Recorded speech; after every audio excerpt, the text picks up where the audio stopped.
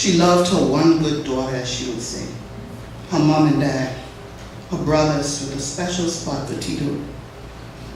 She absolutely loved to help everyone. All of the ministers and persons who walked into our office can attest to that.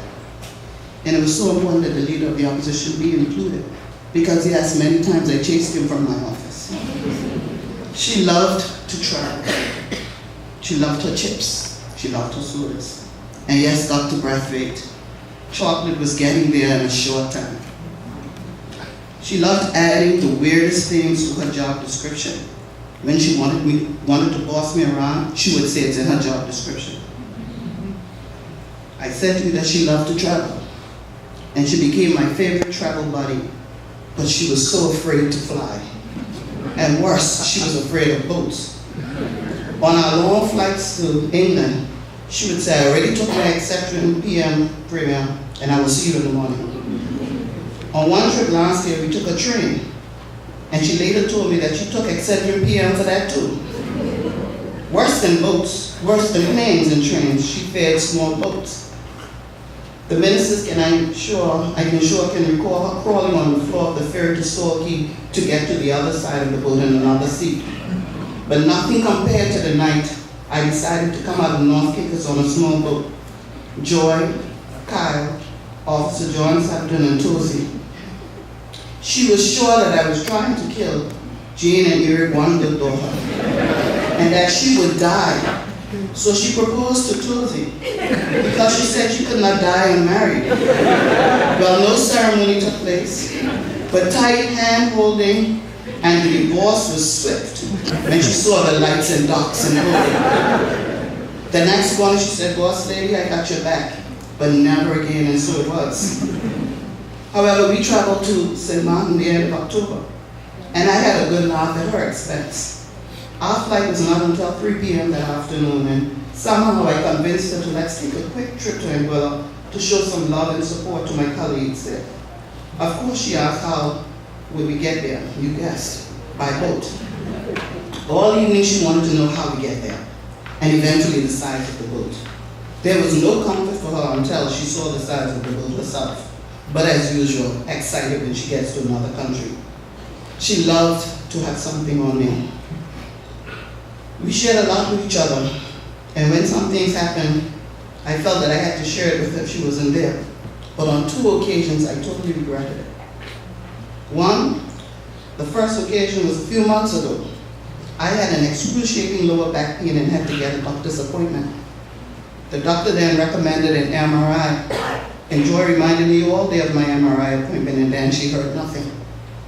So one day, a week or so later, she said, you did not tell me about the MRI appointment. At the risk of what did happen, I told her I did not last 10 seconds in the machine and skipped out on the test. Needless to say, when I got stubborn or did not feel to break to eat, she would say, wait, let me get the MRI machine for you. The second occasion is when I visited Joy in Nassau. I got so used to her handling everything that I only remembered the hotel reservations the day before. But without admitting my struggle, I got into the hospital and told her that I made my own airline bookings, my own hotel bookings, filled out my own immigration forms, took a taxi, did not alert protocol, and arrived at the hospital unannounced. Well, she did not take kindly to that. Her only response was, you getting good out of order. I'd soon be home to set you straight. Well, as usual, I kept a few secrets from Joy, but I had to tell her that Lauren and I left our passports in the safe all the way over Paradise Island and only realized it when we got to the airport. Well, she did laugh, but she also chastised me. When we traveled, she would never allow me to even hold my passport or complete forms. That was another part of her job description. If the agent passed the passport back to me, she would hold her hand and say, come. And I had no choice but to give it to her, because that was in her job description. Making sure I ate, even when I didn't feel to, was a part of her job description. On many occasions, she would delay meetings by a few minutes to make sure I ate. Or if a meeting was going longer than normal, she would, what's happening? Then stick her head in the door and indicate to me to look at my phone. Or she would ring my phone, or come into the meeting and whisper in my ear, even Jesus ate food. She then behaved as my mother. Joy followed and gave instructions very well. And the only time she could defy me was if Lorne, whom she called the first gentleman, said otherwise. On occasion, she sent my calendar and there was Lorne Robinson inserted in my diary for a meeting. She sent a note saying the first gentleman needs his time too.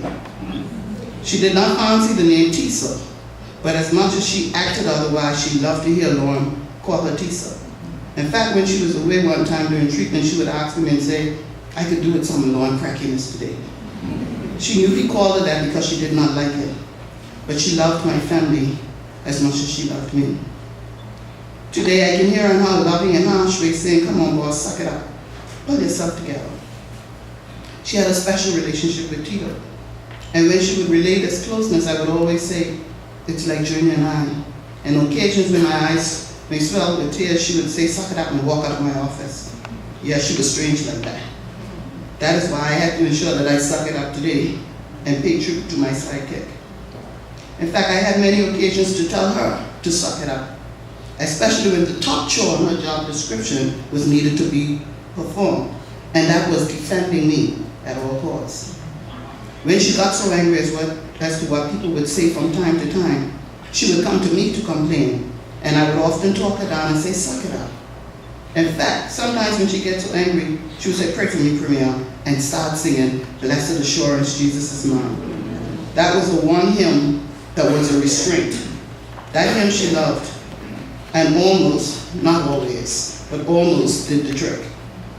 Today I do go through the motions, but I can never say that this is real. I choose to celebrate her, but say that the void is real and have a present. I had to remind myself not to WhatsApp or call Joy to make the bookings to come over this weekend.